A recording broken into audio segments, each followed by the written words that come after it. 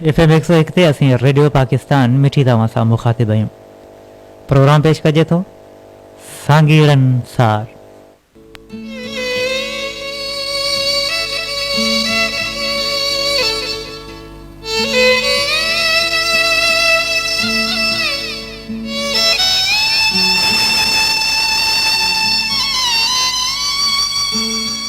जीअं गंढियूं मंझ गंढीर मूं मारोड़नि जूं ॾिनियूं लस लतीफ़ चए हींअर खे हमीर वञी मंझ मलीर सभु छोड़ींदसि सूमरा।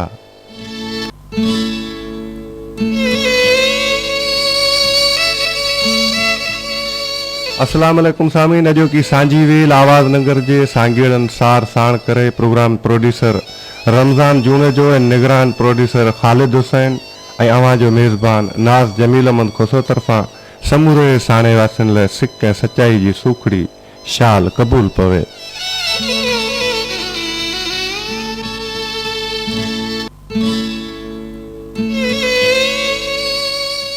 साथियों, इन प्रोग्राम में अॼु मुंहिंजो फनी सहकारी साथी है प्रेम हमीराणी।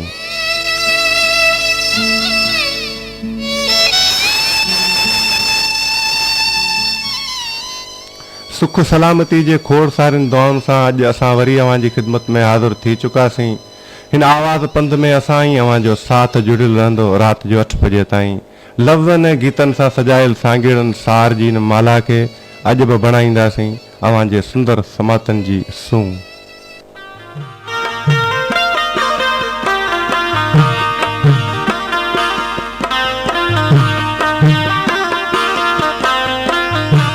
साथियों, ज़िंदगी में ॾिठो वञे त ज़िंदगी का सवा का ॿी शइ ख़ूबसूरत न आहे हूंदी ऐं ज़िंदगी में अगरि का बेवफ़ा शइ आहे त उहा बि ज़िंदगी ई आहे। अफ़सोस जो कॾहिं कॾहिं असां इंसान सां ज़िंदगी वफ़ा न आहे कंदी। दोस्तो, ज़िंदगी मौत जी अमानत आहे। उहो अवां बि ॼाणो था ऐं असां बि चङी रीति ॼाणूं था। ऐं सच उहो बि आहे दोस्तो जो ज़िंदगी पंहिंजे हूंदे बि पंहिंजी न आहे हूंदी। ज़िंदगी ऐं साह ते हिकु पल जो बि भरोसो नथो करे सघिजे ऐं ज़िंदगी जी वण जी टारी ते वेठल साह जो पखी मौत जी तारी सां न ॼाण त केॾी महिल उॾरी वञे उहो केर बि नथो ॼाणे। दोस्तो उन करे ई पंहिंजे मुख़्तसिर ज़िंदगी में नफ़रतनि खे ख़तमु करे ऐं पंहिंजी ज़िंदगी में मोहबतूं विरायो। सो जॾहिं बि मिलो, जिथे बि मिलो ऐं जंहिंसां बि मिलो त मुर्की मिलो, छो जो हिन ज़िंदगी में वरी मुर्की मिलण जो मौक़ो मिले या न मिले।